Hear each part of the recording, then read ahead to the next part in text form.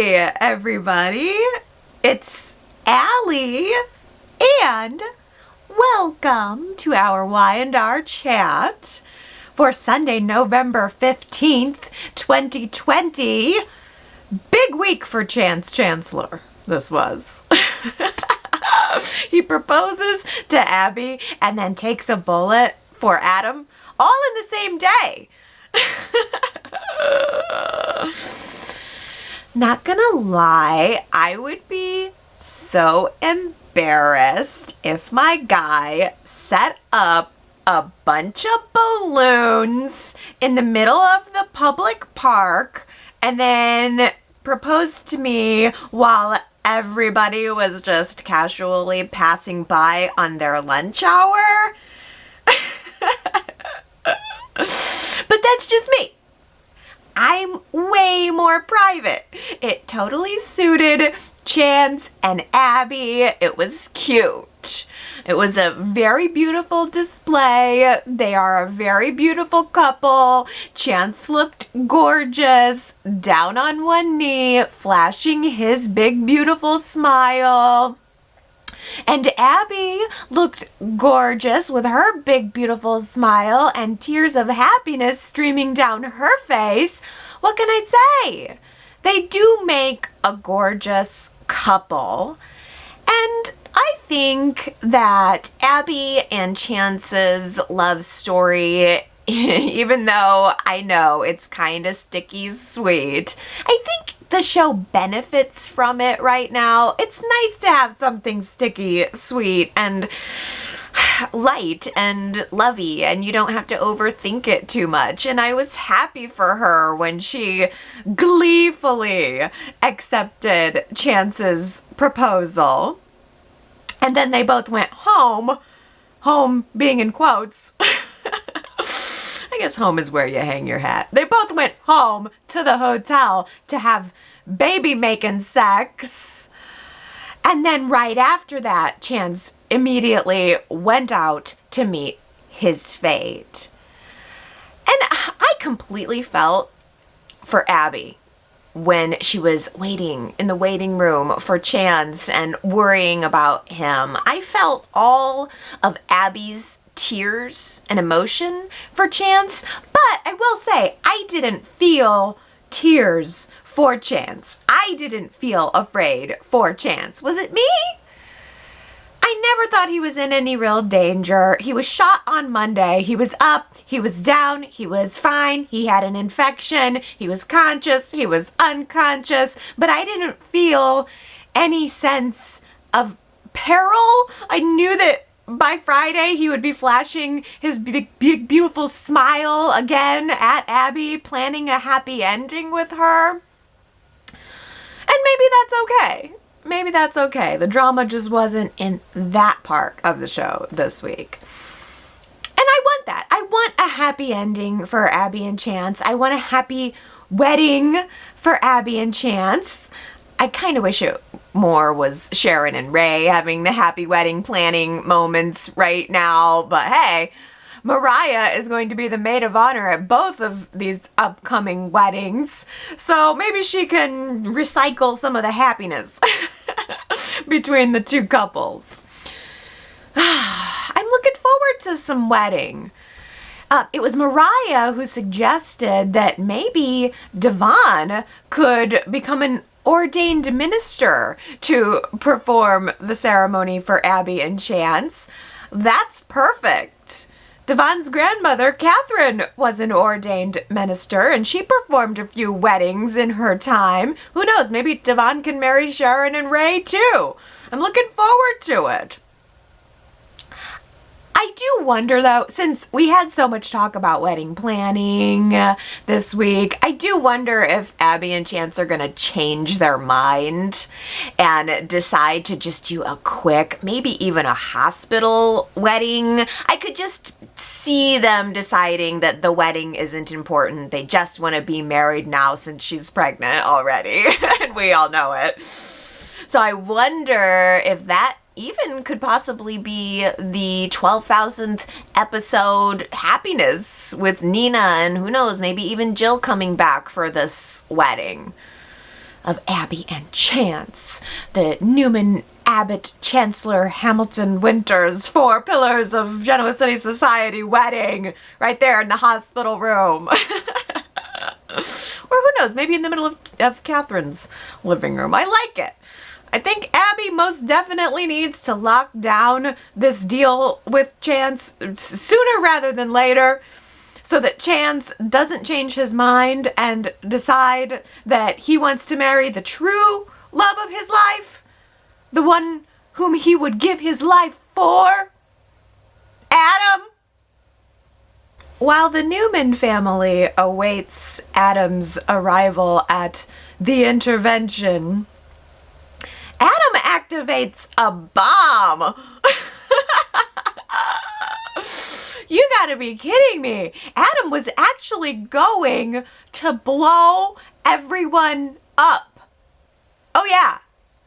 All of the Newmans, definitely a few stray executives who were working late that night, and probably some maintenance staff too. They all would have been dead. That is some next level psychotic stuff right there. I'm thinking that Adam does not need a therapist. He needs some medication. Maybe he needs to be institutionalized. I'm sure he looks good in white. Oh, he was gonna blow them all up. He was gonna do a mass bombing. Adam was gonna do a mass bombing. And then I tried to make excuses for this, but he shows up in the empty kidnap room. Yeah, the kidnap room. The one that he was having Chelsea held in before she escaped. It was all true. He planted a bomb. He was going to blow everybody up, and he kidnapped Chelsea so that she'd stay out of the way. Oh my goodness. But Chance was on Adam's trail the whole time. Chance followed Adam there, tagging along behind Adam, asking questions like he's an old girlfriend who just can't let Adam go. What are you doing? What are you up to? What are you planning? Can we go out later?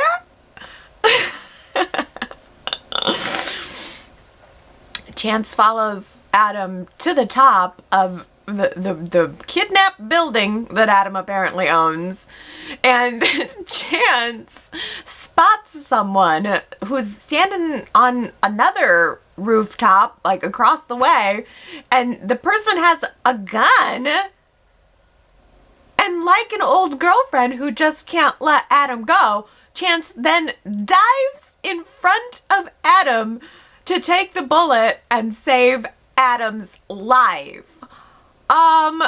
The debt has been repaid, brother. You don't need to keep trying to save Adam's life. You don't need to take a bullet for him in order to repay what he did for you in Vegas. It has been repaid. Plus, couldn't Chance maybe have just tried to knock Adam out of the way, like kept low and tried to go in at Adam's feet and knock him off balance? Or, I don't know, just shout out, hey, there's someone standing up on the other rooftop with a gun. Watch out! Somebody has a gun and it's aimed at you! I'm sure there's many other shorter ways of saying that, but that, shouting out could have been a very viable option for, saving Chance from having to take the bullet. There's a gun! Adam! Adam, there's a gun! Adam, look out! Any of those options would have been perfectly legitimate.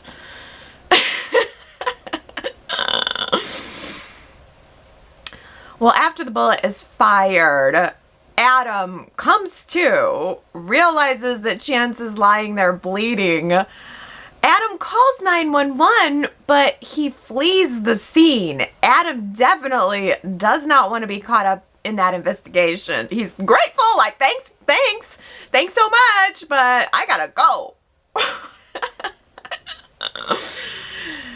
Adam gets out of there, but Ray shows up just as the paramedics are getting ready to wheel Chance away, and Chance only has one word on his lips to say to Ray. telling you, Chance has some kind of bromance crush on Adam or something. Adam is the sexy bad boy that everyone wants.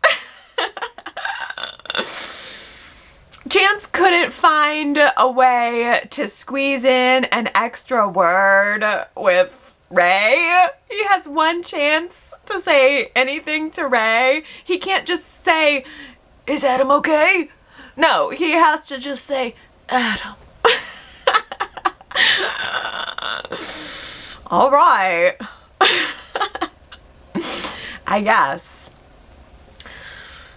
So Ray starts his investigation with Adam as the main suspect.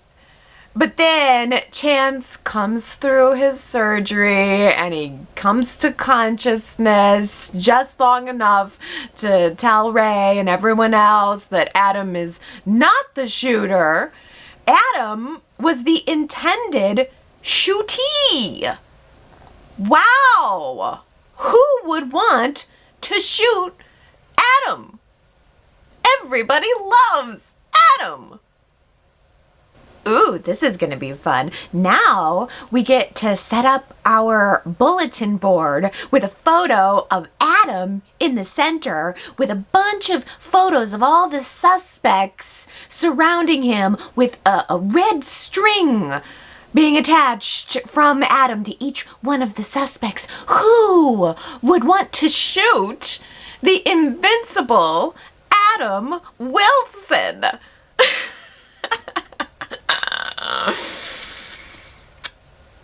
This is gonna be fun. Let's present some of our dumbass theories right here, right now.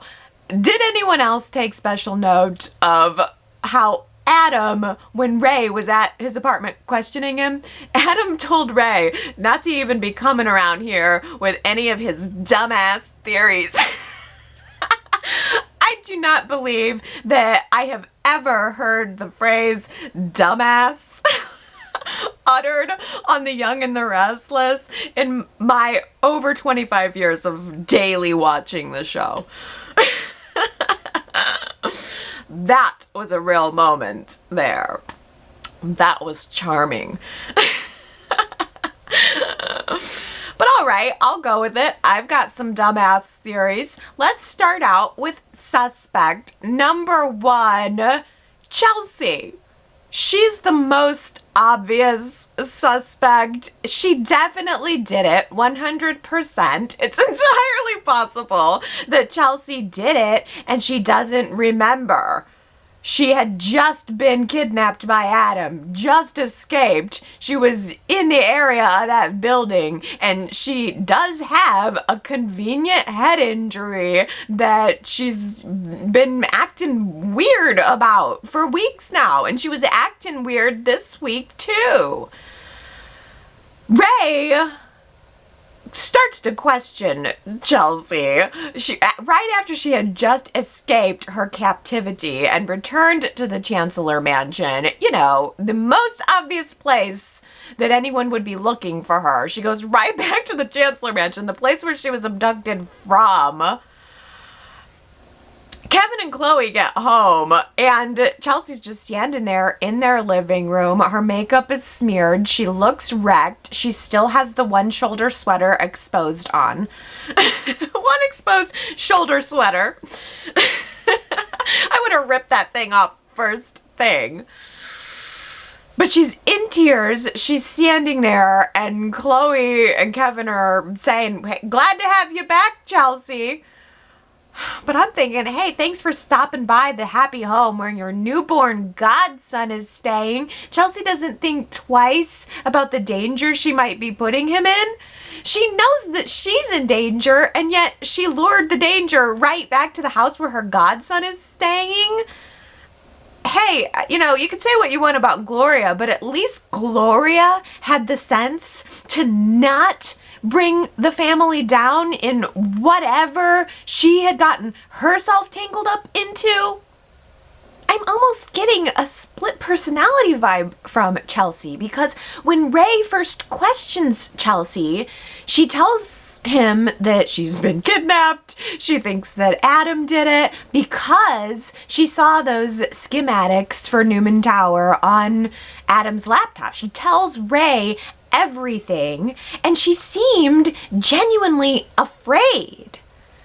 But then her attitude took a complete turn a couple of scenes later when Ray came back and asked her some follow-up questions, offered her some witness protection, and she scoffed at it. She was like, "No, I don't want witness protection." And then she started backing off her story a little bit. Everything she had just told Ray about Adam, she started trying to distance herself from. And she turned on that girlish charm, which is a telltale sign that Chelsea's trying to manipulate. She flashes her big, pretty smile, and she was telling Ray that, well, yeah, I said all that, but I don't have any proof of any of it. But then, when Ray implied that, well, Adam was the intended target of this shooter, and maybe you might be a suspect in the shooting, then Chelsea changed her tune. Then she was saying that she wanted to have some witness protection, and she went as far as to schedule the pickup when Adam shows up in the Chancellor living room, walking from out of the shadows, making sure to catch all of the shadows and all of the light over all of the various angles of his perfect cheekbones. He walked out of the shadows and into the light in the sexiest possible way to make himself as sexy and desirable to Chelsea as possible, because he was getting ready to just try to apologize to her about, the whole kidnapping and drugging her thing. This is nuts. I cannot believe that Adam had the nerve to try to win her back after doing all of that. Some things are just automatic deal breakers for a relationship. Kidnapping and drugging you is definitely one of them. Is it me?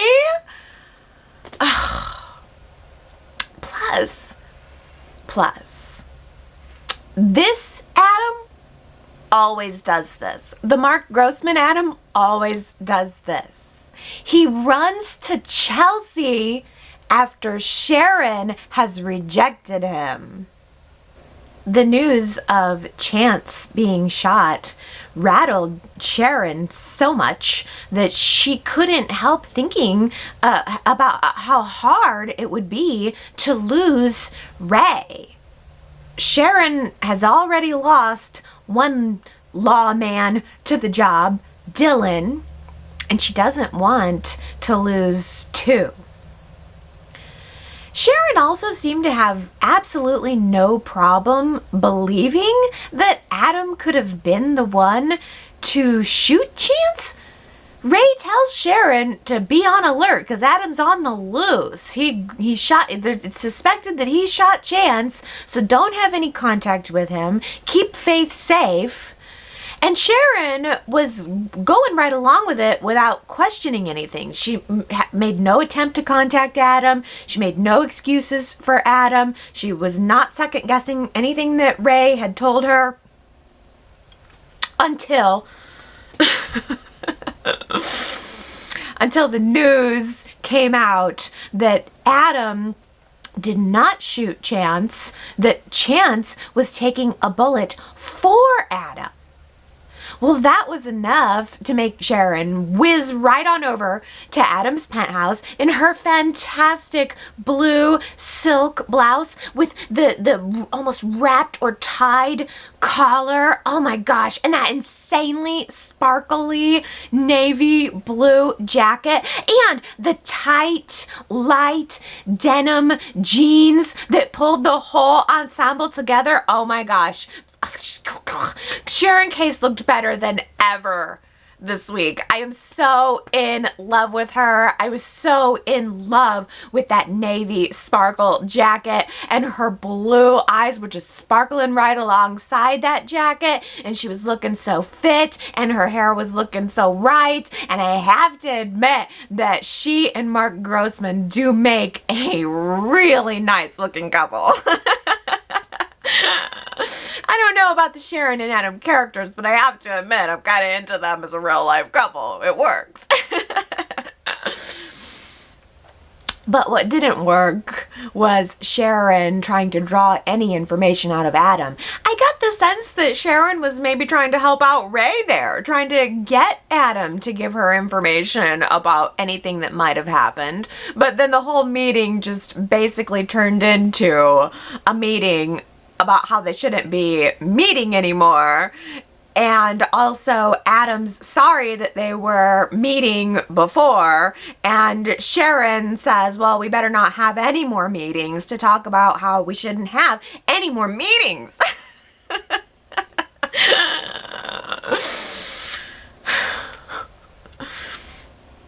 So, feeling rejected by Sharon, and also with his plans to just blow everybody to smithereens being dashed, Adam goes crawling back to Chelsea. This is what he does. And so far, she seems, remarkably, to be accepting him. Chelsea sends the Witness Protection Patrol away while she knows that Adam's in the house hiding in the shadows. And I guess now she's just mesmerized by Adam's puppy dog eyes. She's wanting to help him. There's somebody out there, possibly her, who was trying to shoot his pretty eyes right off of his pretty face. Adam tells Chelsea that he knows who tried to shoot him. Billy.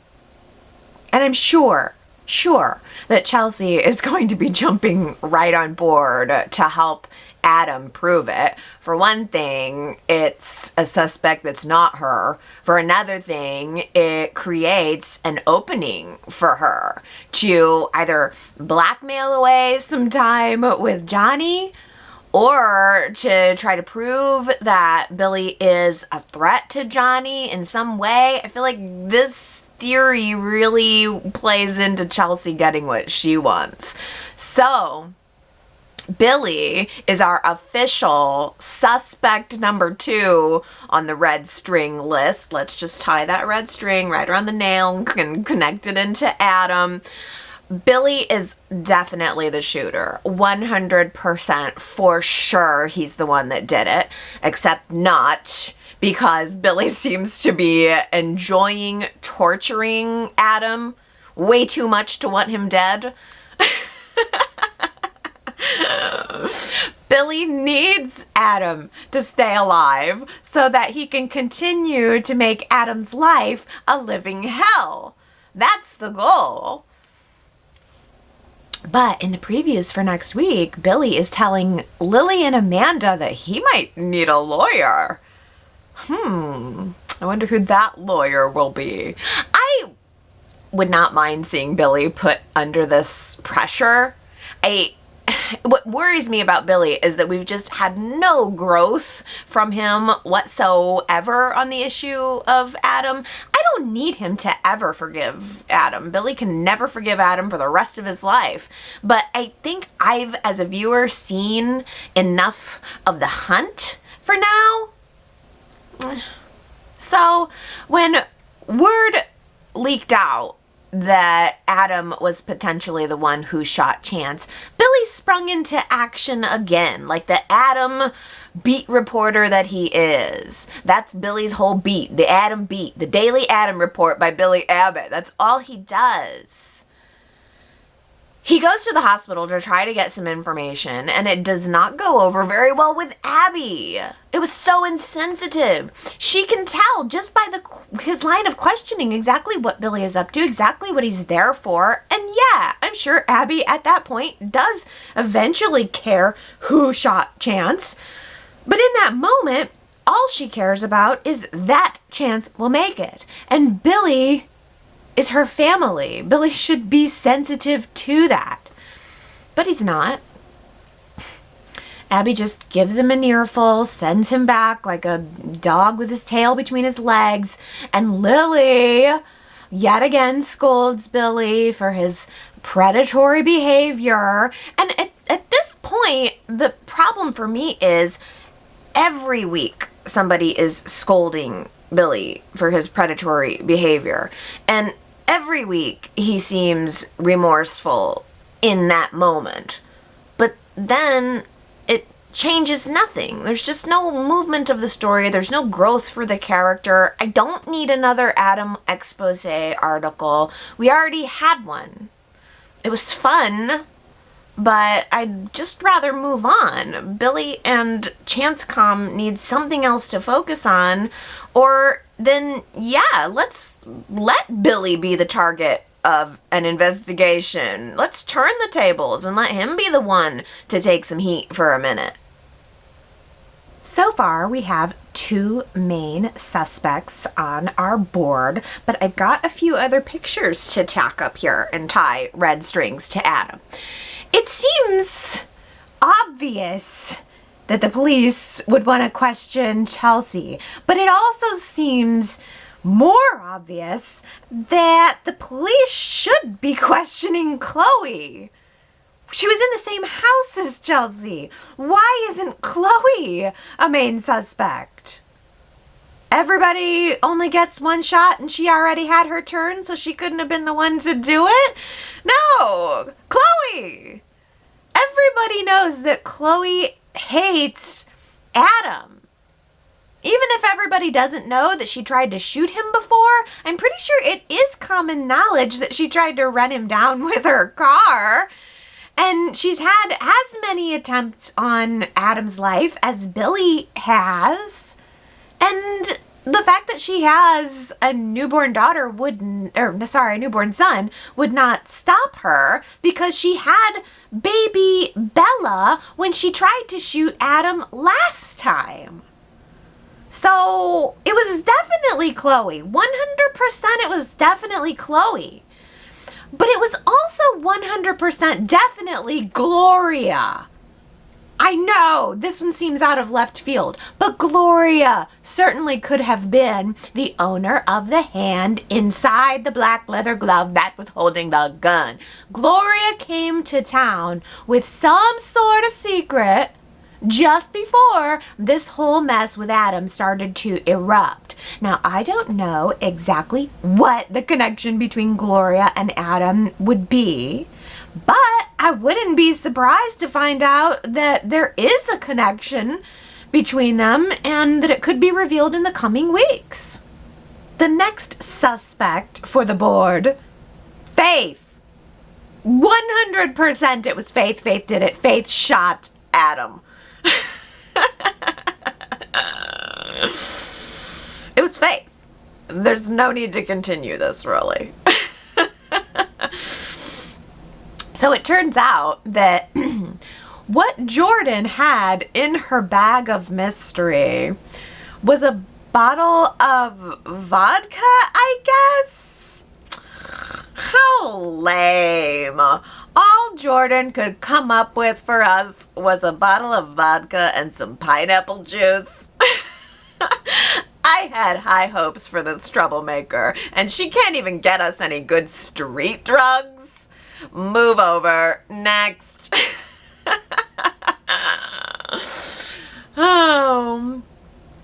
Or there is a possibility that what Jordan had in her bag was the gun.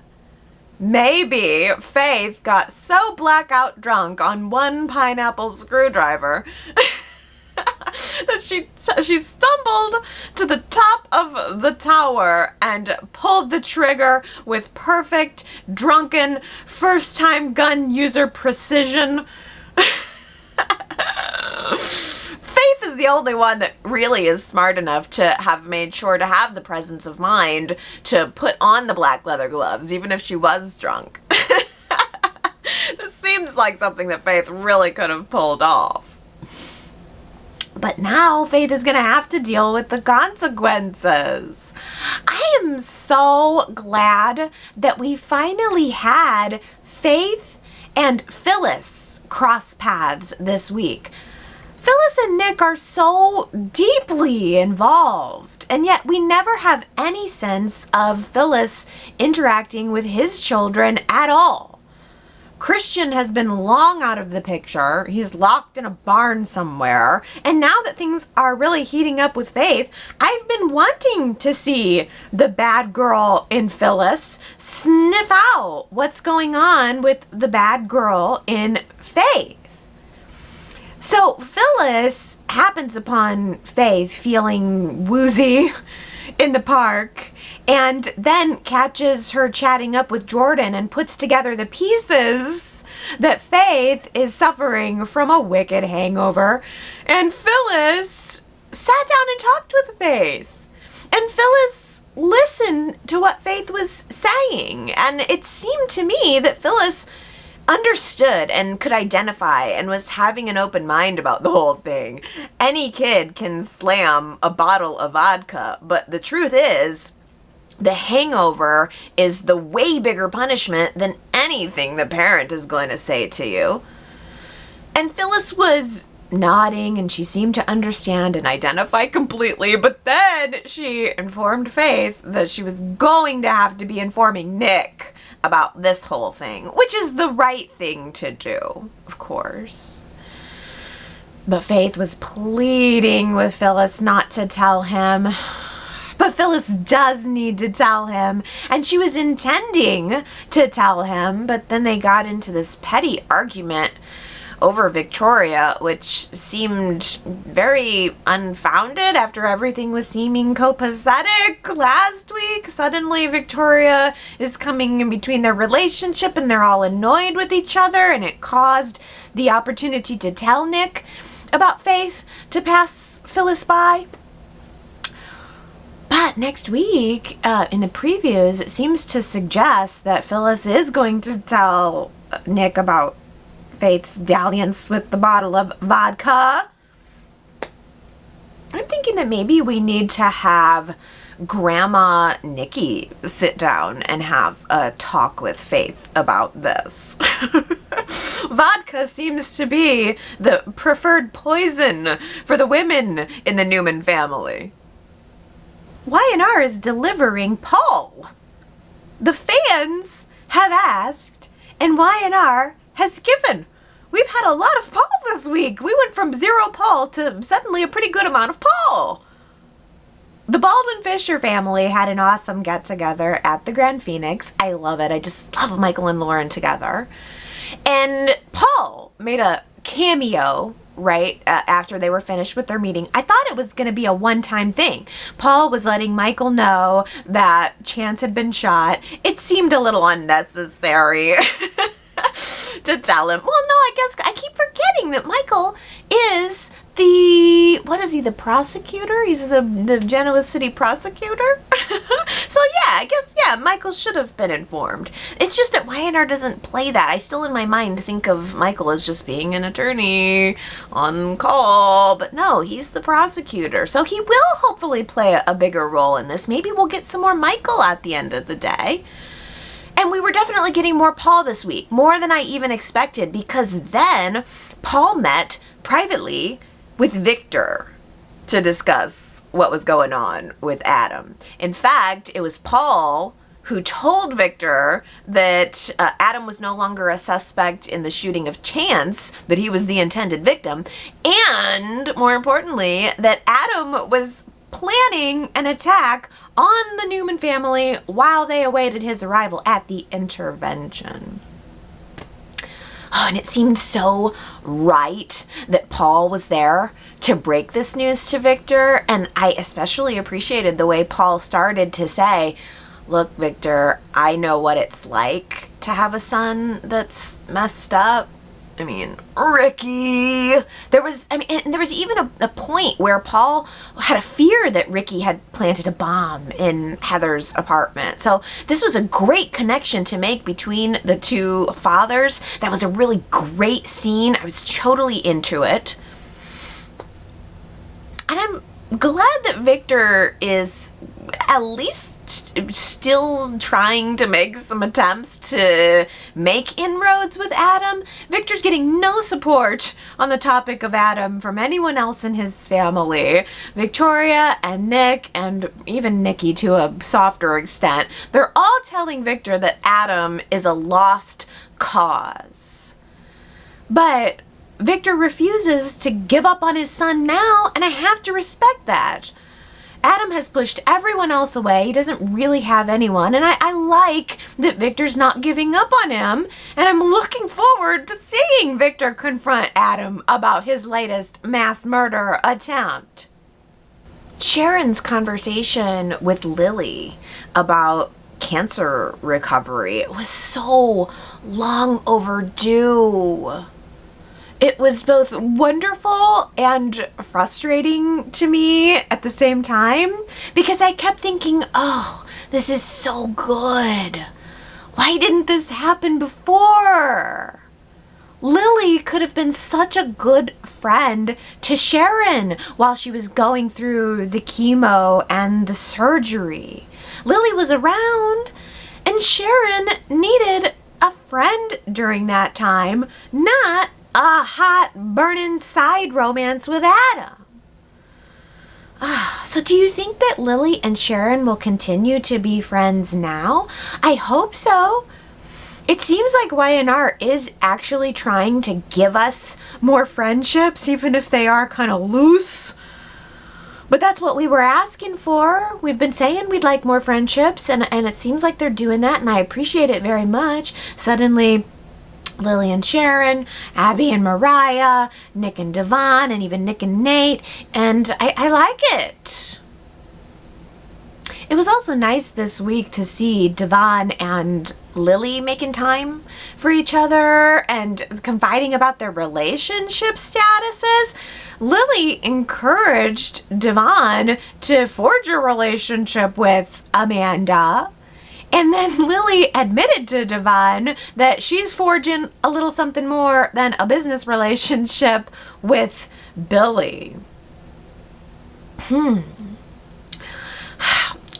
Billy and Lily, they've both been single for a little amount of time, and the challenges to that relationship are a little different. But it feels kind of quick for me to have Devon being pushed into Amanda's arms. I think it's kind of quick for Devon to be moving on.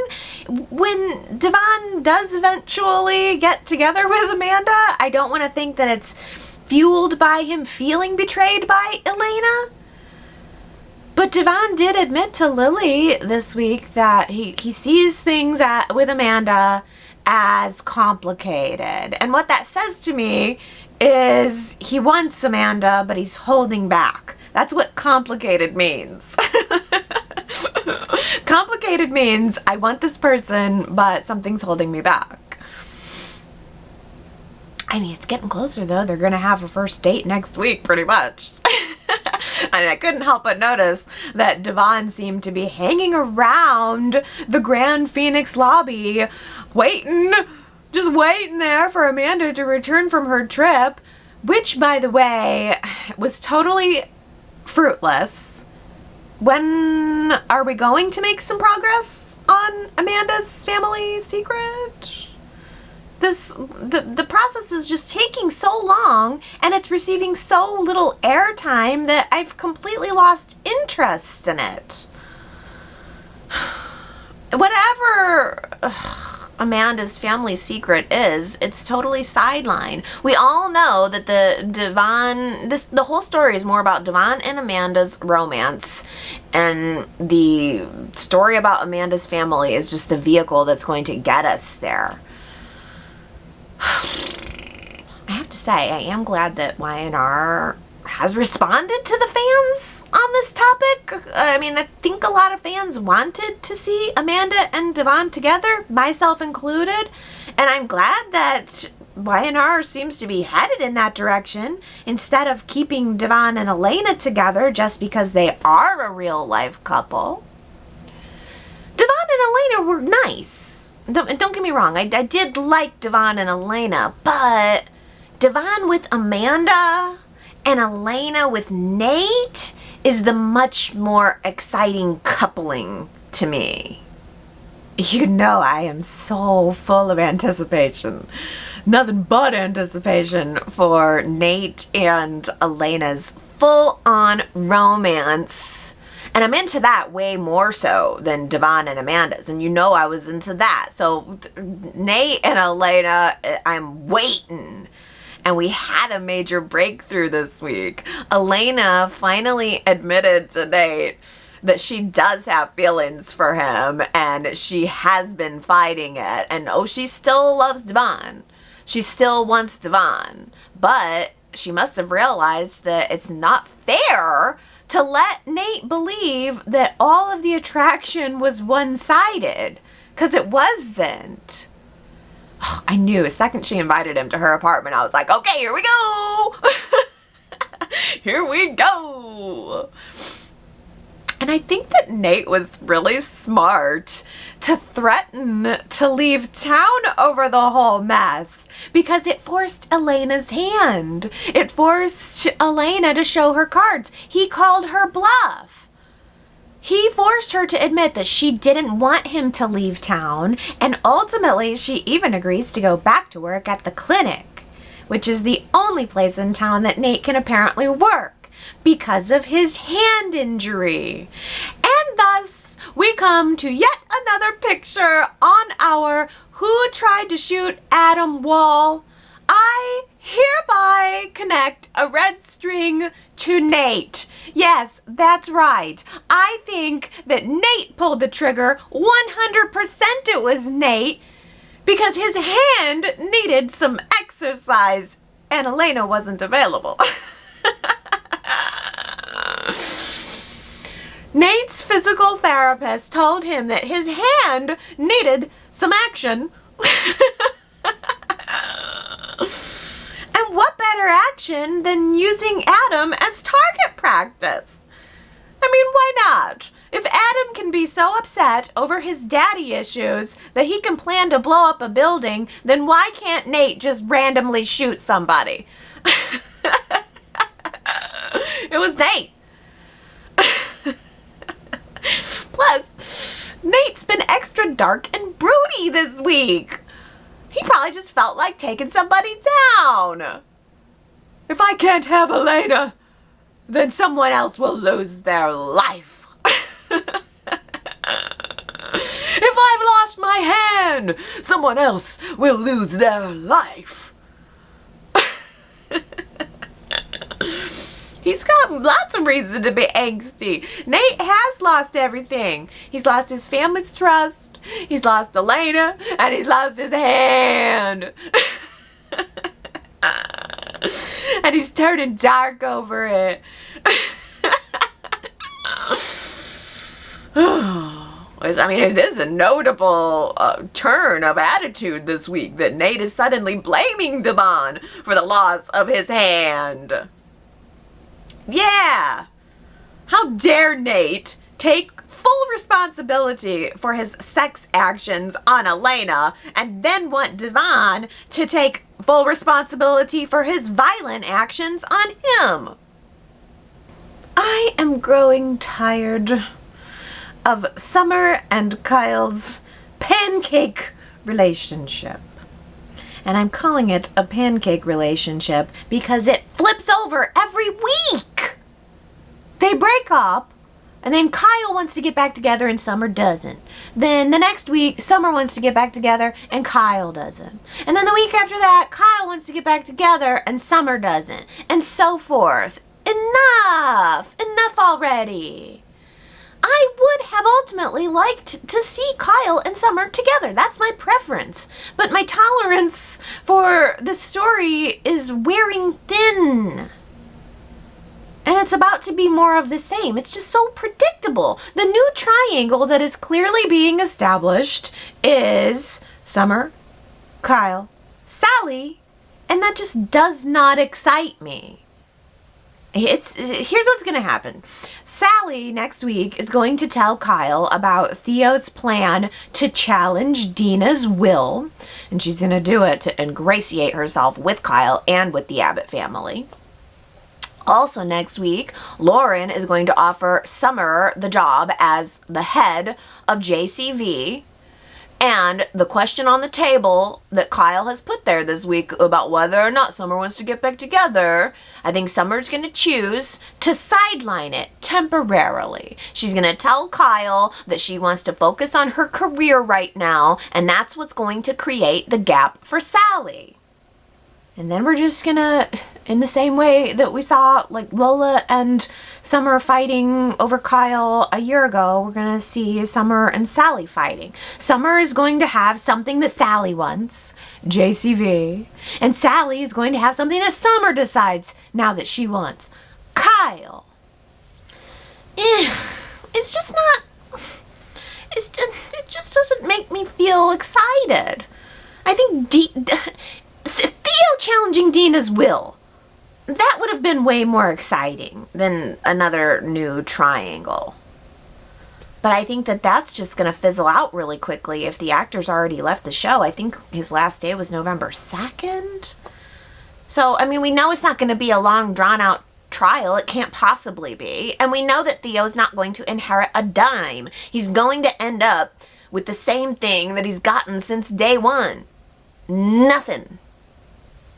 I mean, when even the new girl in town, Sally, is pretty much calling you a loser, I'd say there's some foreshadowing there. Theo reveals to Sally his plan is to try to seize the entire Mergeron estate as payment for his father's pain and suffering. He's going to challenge the will, and he tells all of this to Sally, and Sally is totally turned off by Theo's plan and the suggestion that they should maybe work together to make it happen in exchange for Theo helping her get what she really wants, which is not to be Lauren's executive assistant anymore. She wants to revive the JCV line at Jabot. So Theo tells Sally that he can help her get inside info about the JCV whatever business because he was involved with the launch, and in exchange he wants her to spy on the Abbotts. And that's exactly what Sally is going to tell Kyle next week, which is what we saw in those previews. I'm glad that this story is bringing Brittany Hodges back into the fold as Theo's lawyer. But I can also see now that Y&R's plan is to make Theo as unlikable as possible before letting the door hit him on the way out. We are all allowed to have a cranky day sometimes. Surprise! That's our Who Said It quote for this week. Can you think of who said that? It felt appropriate to add it here and now. We are all allowed to have a cranky day sometimes. If you think you know who said that, go to yrchat.com. You can leave your guess there. You can also see the winners from last week's Who Said It quote. That quote was, "Never let the truth get in the way of a good yarn." Ooh, I loved that moment. It was Tracy talking to Theo. It was during the celebration of life that Theo wasn't invited to. And they were all discussing Dina's various tall tales of adventure. And they were starting to put together that, how can that be true? And Tracy said, yeah, never let the truth get in the way of a good yarn. That was such a good line from her as a storyteller. That's what made me realize that maybe Tracy got some of her ability or desire to imagine and write out stories from her mother. I think that was a really, really great moment. Quite a few of you guessed it right. It was Daisy, Henry, Keisha, Heather, Dee, Sheila, Susan, Jamie, Ambreen, Laura, and Diana. Good job, you guys. Winners, winners, chicken dinners. You get a chicken dinner, and you get a chicken dinner, and you get a chicken dinner. Well, let's talk about our poll question from last week. I asked you guys if you thought it was a good move that Y&R clipped Tyler Johnson and is kicking the character of Theo to the curb. Wow, man, 68% of you thought that this was not a good move on Y&R's part. You'd like to see Theo stick around, but I feel a little bit more surprised that 32% wanted him gone, thought it was a good move. And this was a very highly voted in poll. Well, I mean, I guess not very highly, but I mean, it probably got double the amount of votes that the polls usually get. So maybe some people came out to vote that they wanted Theo to leave a little extra, but or maybe the vice versa. But the interesting thing is, I did not get any comments supporting the opinion that Theo should be leaving the show, except for, now I don't know if it's Lara or Laura, I'm not sure how to pronounce your name, but I'll say Lara because that's how it was spelled. Lara says, first time chatter, and okay, you asked for it. I just couldn't get into Theo. I won't miss him. However, I do think that the character will be back one day, hopefully with more going on in his life than, hanging out in restaurants. Well, thank you, Larry. You're the only one that answered my call. Nobody else said anything about why they thought it was a good move for Y&R to get rid of Theo. But I think you make a good point that Theo did seem a little listless there. Certainly for the last few months, he was always a troublemaker, or he seemed a little bit like a loafer. I mean, he really kind of hung out at society most of the time. We saw him there more than we saw him at a home or at anybody's house or anything. So I could definitely see getting the feeling that he's just sort of a floater. I really think that Y&R could have done a lot with him, though, and this will challenging, and boy, it really seemed like all of the arrows were pointing in that direction. And if I didn't know that he was leaving the show, I would think that we were just gearing up for this great will dispute storyline, but I think it's gonna be over and fizzle out quick. But as you say, Lara, maybe they will bring him back on in the future, and maybe they will be able to create a little bit more of a substantive storyline for him. TB84 did also admit that sometimes Theo was playing on my nerves, but maybe that's what was making him a good role and a good character. I know, there are characters like that I think, I don't like you. Billy's a good example of that. I don't like you, Billy, but I think you're a good character for the show. I gotta tell you, everybody else who left comments really came out in support of Theo, including Victoria, who says Theo should be a legacy character. Depth, interest, and a connection to the Abbotts added much needed energy to this family. There's so much potential for his character, and Tyler Johnson has been a pleasure to watch. I hope this is not the last we see of Theo. Depth, interest, and a connection to the Abbotts added much needed energy. That's what Dina added to the family too, by the way. Energy. I think Jack, Ashley, Tracy, Abby, Kyle, they are all a little listless also, and I did like that Theo was a character that went in there and pushed their buttons. He went in there to challenge them, and you do need characters there who challenge your main cast. I guess I was just mistaken in thinking that Theo had become part of the main cast as a legacy character. Gary mentioned to me last week, though, that Tyler Johnson really hasn't been on the show for very long, and maybe what's going on here is as simple as needing to cut someone who's lower on the totem pole. I mean, for instance, this is a company like any other company, and when it comes time to make cuts, maybe they do need to take seniority into play. It's not as if, as Gary said, Tyler Johnson was one of the biggest earners of the show. He ain't making as much as Eric Braeden or Melody Thomas Scott or any of the other big heavy hitters. Maybe it was just a matter of needing to cut someone who was newer. I would have gone with Chance.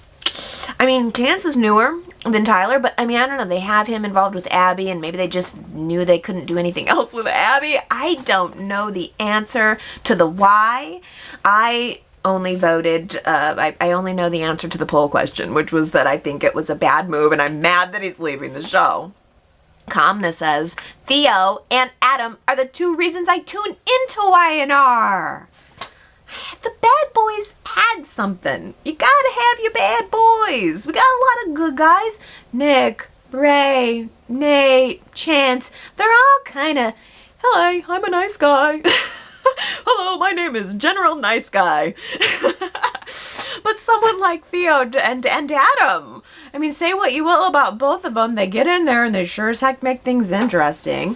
For me, anyway. For me, I guess it just depends on what you kind of want to watch.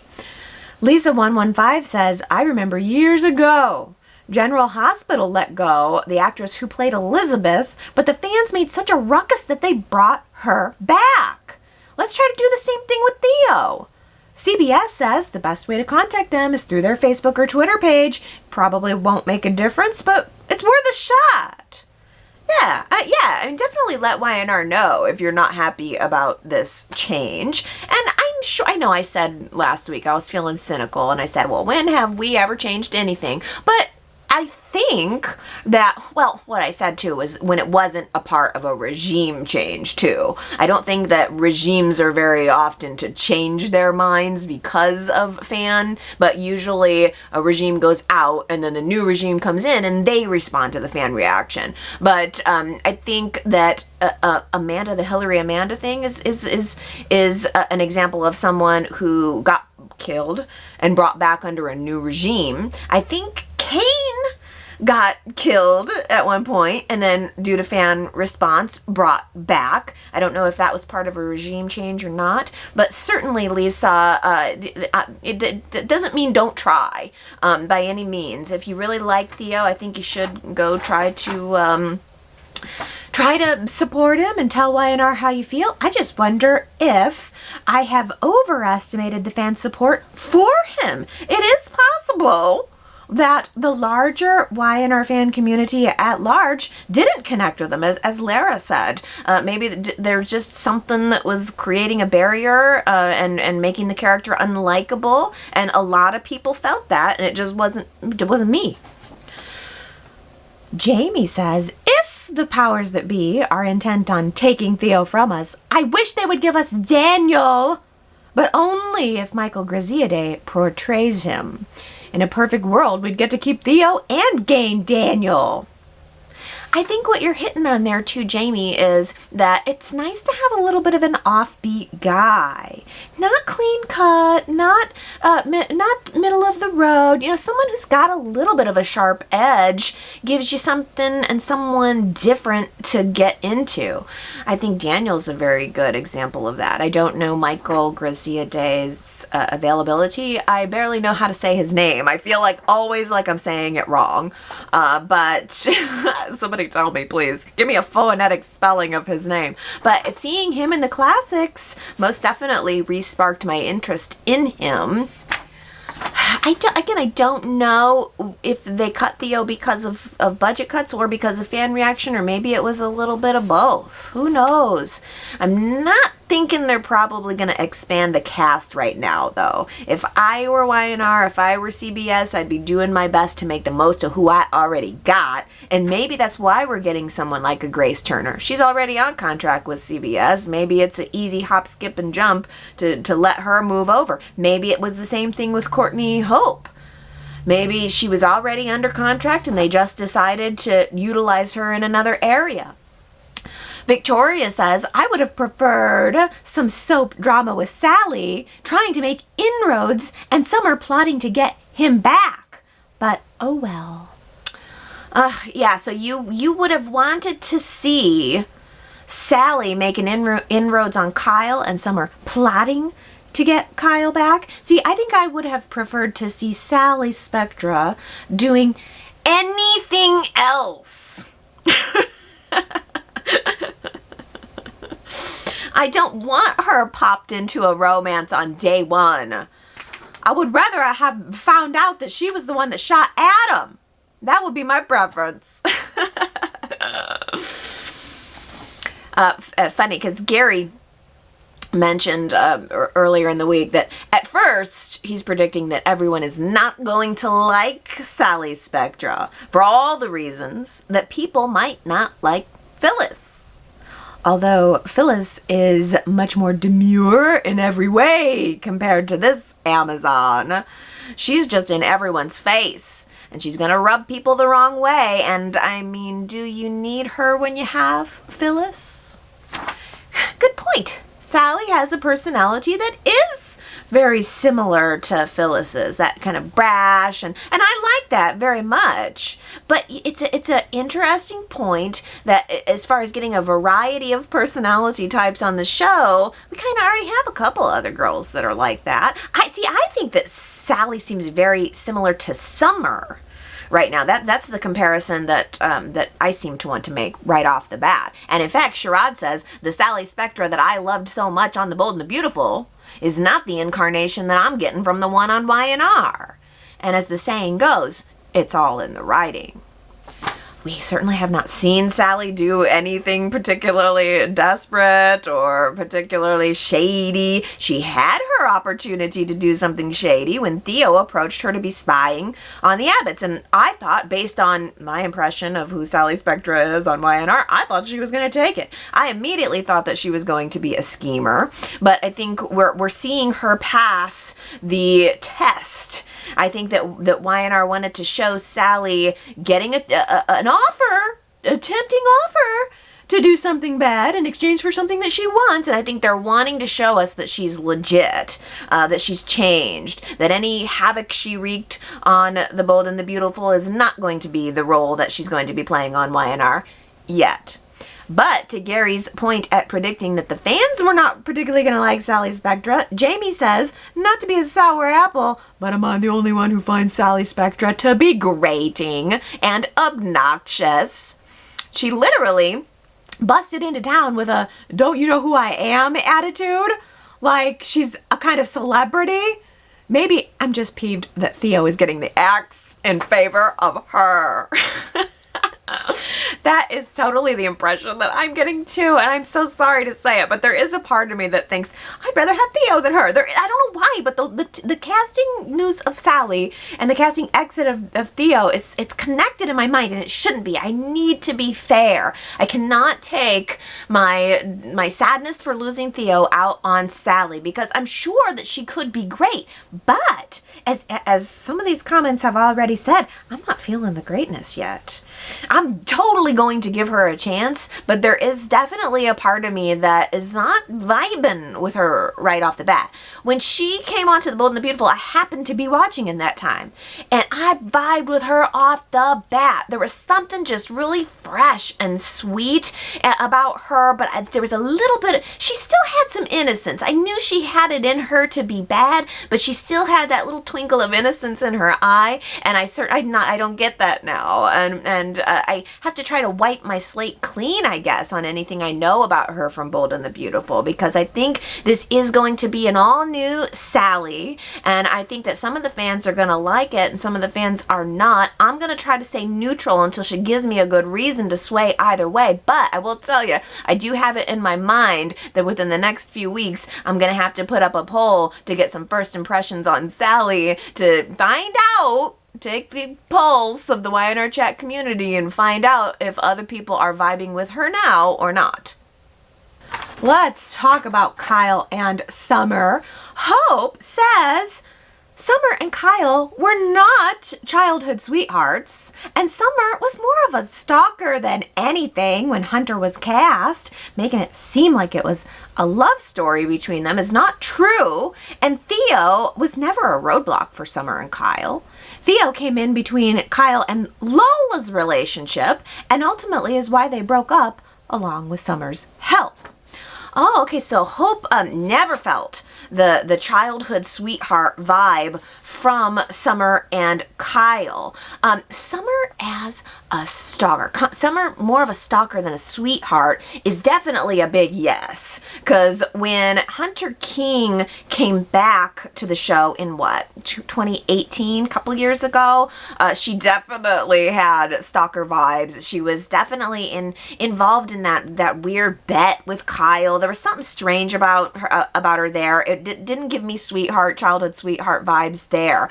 But I do think there was a young love story most definitely playing out between those two prior to the 2018 version of Summer. And I think it got squashed when Sharon switched Summer's paternity test results and made Summer and Kyle think that they were related. Suddenly, anything that was blossoming between them could not be.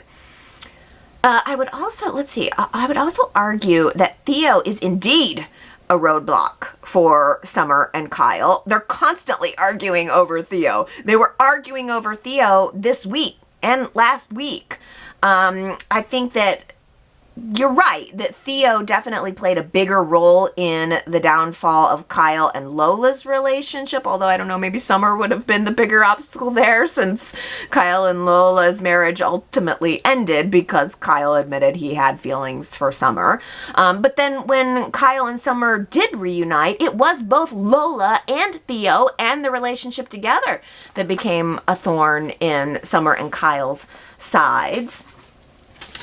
So what are we wanting for Kyle then? If it's not Summer, then is it Sally or is it Lola or is it something entirely else that doesn't have anything to do with his love life? Jamie says, I'm feeling like a totally conflicted teenager because just like Kyle and Summer can't seem to make up their mind, I guess so am I. Because I'm back on the Kyle Summer train after their interaction on Friday. I understood a little bit better how hurt he was, and it just showed his immaturity that he acted out like a total Nimrod, i.e. calling that New York girl. But I don't know, maybe this can redeem him. Maybe it's a first step. I'm reinvested, and I still think he's a total tool, but I'm ready to see some redemption. Oh yeah. Oh, I do agree that I'm ready to see some redemption from Kyle. I don't know that we're going to find that within his relationship with Summer. I was glad that he told Summer on Friday that however much time you need, whatever you need, I want you to know that I'm here. I've made my decision. I love you. I want to fight for you. That's what my dad told me to do. Everything that happened with Dina has put things into perspective for me, even though last week he said the exact opposite. But he said it. He put it all on the line there, and he left the rest of the ball in her court. But I just think that Summer's not going to return the ball right away, and I don't believe that he's going to continue to be that steadfastly loyal to her. I think it's not going to be that hard for Sally to come in and steal him away, because I think that's what he wants. I just start to get the idea that Kyle just wants to be in a relationship, and I don't trust his loyalty. I am ready for a redemption story because I want to. I want to get more from Kyle. I like the actor. I think Michael Mealor is adorable. I liked him with Lola, too. I would have been perfectly happy to see him with either Summer or Lola or, frankly, Sally. It's just that the way he's moved around in these relationships so quickly and the way he does pledge his loyalty so earnestly, only to change his mind, that's what has turned me off of him. But I'm ready to be turned around. T. Nicole says, I am just patiently waiting for Elena to find out that she's pregnant. How long is too long to wait for her to find out that she's pregnant? Another couple weeks? Yeah, that popped off my radar a little bit, but you're right. We got to find out. A couple weeks from now, we'll see some more stomach touches. We'll see some nausea for sure. The other thing is I keep waiting around having that same, when are we going to find out she's pregnant feeling about Abby. When are we going to find out that Abby is pregnant? They've done baby making sex so many times at this point that one of them had to take. Oh, goodness. Diana says, I loved the fall balloons and the decorations that Chance prepared at the park for his proposal to Abby. It was very unique and pretty. It was beautiful. I did think that the balloon, like the way it was shiny and orange and green and fall colored and fall themed was absolutely gorgeous. He looked absolutely gorgeous. I love that he's proposing in Chancellor Park. Chancellor proposing in Chancellor Park. Of course it would have to be. And then they would also have to get married in the Chancellor Mansion. It makes complete sense. For some reason, I felt embarrassed for her because I was putting myself in Abby's shoes and I'm thinking, oh, please don't ever put me on the spot like this in public. Like a public proposal would make me uncomfortable. It's not what I want. Like the people who propose at big basketball games and then you're on the Jumbotron with your face and everybody's staring at you. No thanks. But it was indeed gorgeous. Oh, let's see. How about this from Sherrod, who says, okay, I know we have the ability to grow, to change, and to forgive. I also believe that standing next to someone on their wedding day should be a special honor. So, Abby, who has a mother, a sister, an amazing aunt, and even Lola, the woman she stood up for, to choose from, no, she asks Mariah Copeland, the woman who seduced her boyfriend, Tyler, locked her in a closet to keep her from marrying said boyfriend, accused her of murder, Austin, and too many catfights to list. As I say, forgiveness is divine, but let's not truly forget. But it seems the writers apparently have. Mariah being Abby's maid of honor makes no sense. Sherrod, you guys have... See, this is the thing. Like, I have a bad memory. I forgot about that.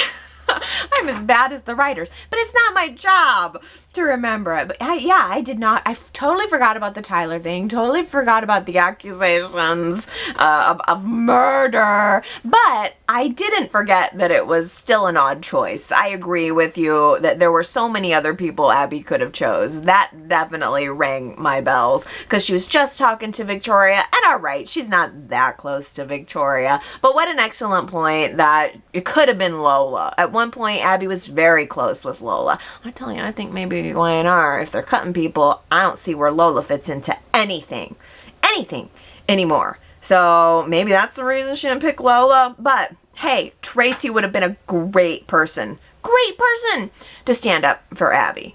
Yes. Oh, good points. All good points. I don't know why. It seems like everybody's fallen over themselves to have Mariah at their wedding. She's the Genoa City new wedding planner lady, I guess. Oh boy, well, what else do I got here? Oh, a whole lot more. Daisy says, I hope Chelsea and Adam get back together. And then they have a winter wedding outside, of course. Everyone would be so upset, except Victor and Nikki maybe, so they might just have a winter elopement. I'd love to see what Billy would print about that. Oh, so on wedding notes, you're waiting for an Adam and Chelsea winter wedding. Daisy also says, I was wondering if they had written that Chelsea wanted to see Johnny because they're planning for them to meet. They could age him up, and then he'll find out who his biological mother is and want to meet her, and then hide what his plan is from Billy and Victoria. Oh, there's a good theory that maybe Johnny's about to be aged up. But more importantly, speaking about the winter wedding for Adam and Chelsea, Marianne V made me chuckle with this one by saying, Adam and Chelsea will always go back to each other. There is no one else who wants them. Oh, well, Sharon wants Adam, but it's complicated, which, as you know now, translates as, I want him, but something is holding me back. Anytime anybody says that a relationship is complicated, just in your mind from now on, drop in the phrase, I want them, but something is holding me back. Laura says, Sharon slinking in to see Adam? She's my favorite. She tells Adam, if you were truly sorry, you'd tell me everything. So manipulative. She's the best. Yes, maybe Sharon was trying to look extra sparkly so that she could blind Adam into telling her all of his secrets, which she would then turn around and give to Ray. Was that Sharon's goal? Was Sharon trying to get information from Adam? And if Sharon had gotten information from Adam, would she have given it to Ray? Good question. Another good question comes from Superplex this week, who really completely nailed what this week's poll question was going to be. Who fired the gun? That is our poll question for this week at yrchat.com. I am 100% certain that everyone stood up on top of the building and fired. Like, maybe one person pulled the trigger, but there was, I think, a group of Genoa City citizens who were standing on top of the building, and they were all got together to pull the trigger. But let's talk about our suspects. Superplex says, let's take the poll. Who shot Chance? And Superplex gives us some options here. Now look, there are going to be a lot of options. And the poll, I'm going to list some main ones. There are definitely some fringe theories, but let's get some main suspects out there, and you guys go vote and tell me who you think it is. And here is Superplex's suspect list. Number 1, Chelsea. Number 2, Faith. Check. Number 3, Ray. Check. Number 4, Billy. Number 5, Chloe. Number 6, Kevin. Number 7, Jordan. Number 8, Alyssa. Not my idea, but I read it in the blogosphere. Number 9, unidentified Adam Henchman. And number 10, Riza, queen of the Las Vegas scene. Superplex, you cannot let Riza go. You've been wanting her to come back into the story since she first showed up, and she hasn't. I mean, it's possible. At this point, anything's possible. Here's another possibility. What if who shot Adam is the wife of the man who Adam killed in Vegas? There's another good one. There's another somebody off screen who we haven't seen who could be responsible for all of this. They've been teasing that whole freaking thing for a year now. Could be. I mean, she would have a reason to want to shoot Adam. There would be no consequences for the whole thing. I think it's also a very real possibility that the hairdresser of the wife of the man that Adam killed in Las Vegas could be the one who hunted him down as retaliation for the lost business. That move. If it turns out to be somebody who was completely off screen, I'm gonna groan. Reminds me of a comment that I saw at the website this week from Leslie, who is commenting on these writers, and Leslie says their plots are really just stunts, thinking they're gonna lure viewers in, but that has never been what it's been about. Yeah, I feel like that's what it is. They're just daily plot stunts, sometimes weekly plot stunts, sometimes seasonal plot stunts, and they just want to get a viewer in for the day and hope they come back for more. I mean, I imagine on some level that is what it's always been. Certainly the goal of The Young and the Restless is to get viewers.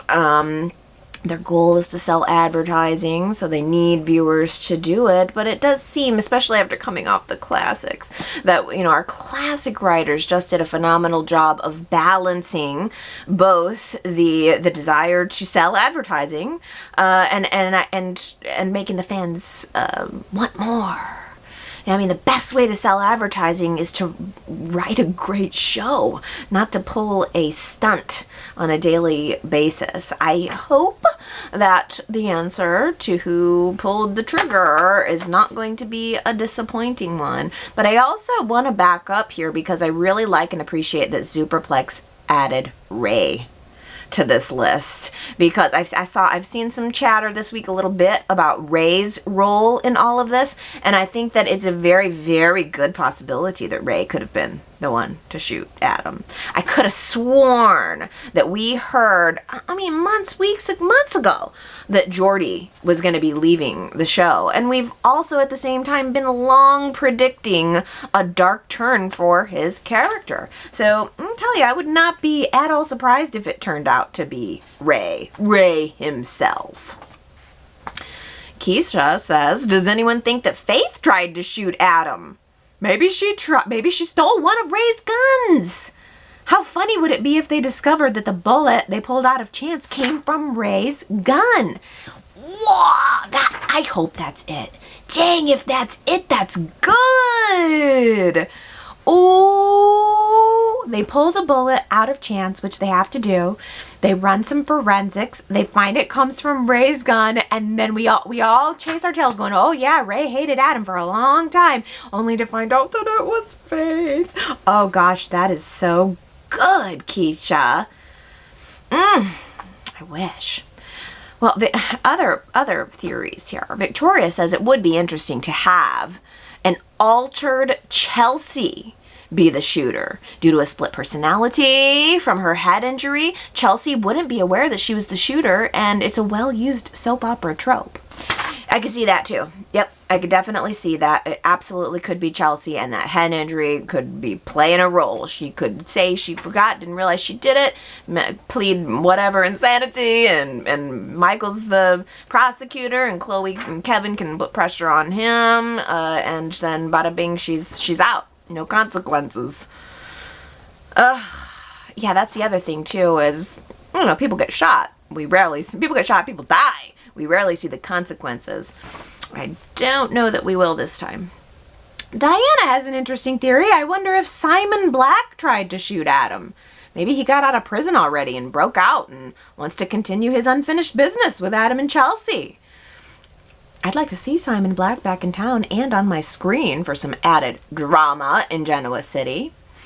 Yeah, see, your theory about Simon Black is sort of similar to my theory about the wife of the man who got shot in Vegas. It's like, I feel like it's a total possibility that could be some kind of deep pull of someone who hasn't been on screen lately, someone who's not part of the new cast. And a lot of times that does end up being the case. It's not the main cast. There's too many consequences for that, so they pull somebody out who you might remember.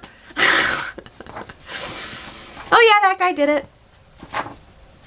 Wow, Victoria says, Billy did not inherit any of John Abbott's manners. Where is his empathy and understanding where Abby is concerned? Lily, you go, rein Billy in. Ugh, I know. It was totally uncouth the way he went to the hospital. It was so obvious too. And here's the thing. I think that Lily doesn't want the job of reining Billy in. I think Lily just wants to rein him in the bedroom, and she does not want to have the relationship baggage, which is the right response for her to be having. Superplex says, I don't think you can actually absolutely rule out Billy, but this does sure put a kink in the idea of seeing him and Lily getting it on.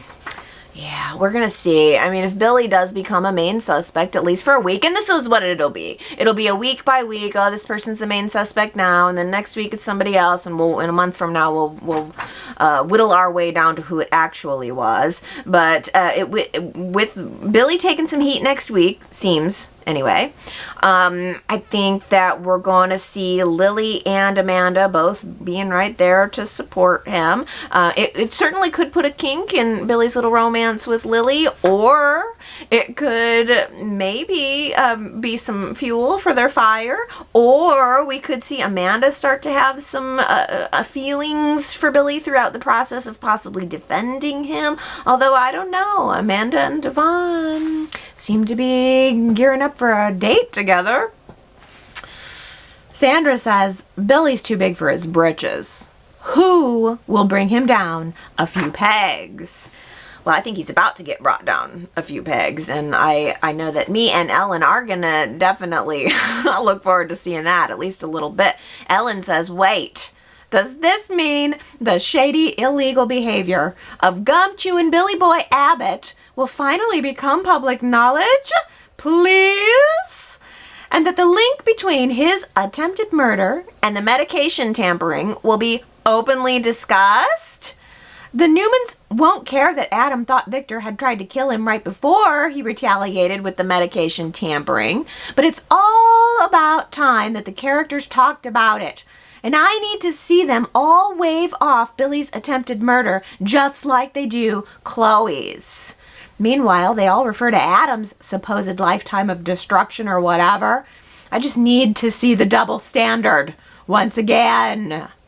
Yeah, I think we're gonna get it. That would be my guess. I think Billy's ghosts might very well be coming back to haunt him. I think so. Jamie says, is it going to be as simple as Adam's kidnapper accomplice is the one who shot Chance? Well, there's another theory. Whoever it was that helped Adam kidnap Chelsea, maybe that person turned around. He would have been in the vicinity of the building. Maybe he turned around and shot Chance. But here's a real wild card. Throws a wrench into everything from Sherrod, who says maybe Chance was the actual target. Because if the target was Adam, the shooter had ample opportunity to finish the job. Wow. Okay, well, gee, that just throws everything into question then. I mean, for crying out loud, this is going to be a tough poll question. This is going to be a tough week. How am I going to predict who the shooter was when now I'm not even convinced of who the target was? Oh, well, we have made some fun out of this, haven't we? Sometimes the show is great. Sometimes the show is not great. Sometimes the show is a real head scratcher. But we here together are somehow able to just make it fun no matter what. And I appreciate that about you all. So please keep all of your theories coming. Go to yrchat.com, especially if you have a theory that we haven't mentioned yet. I bet there are a lot of really like out of left field theories out there right now about who could have shot Adam or who could have wanted to shoot Chance. So please let them rip. Vote in the poll again. I'm going to list as many of the most plausible suspects as I can come up with for our poll question. But if you have somebody else to add Adam in. Adam in. Adam in for Adam.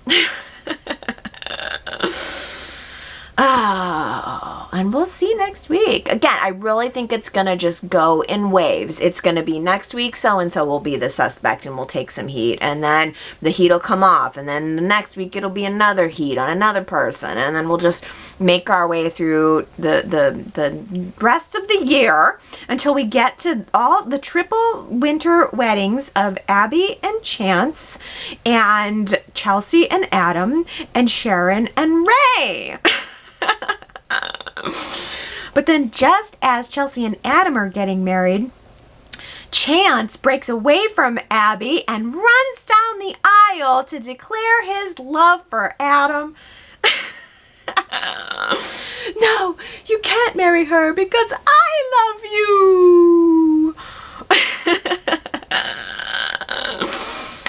Oh, that'd be a real, what did you call it, Leslie? That'd be a real lure for the day's ratings.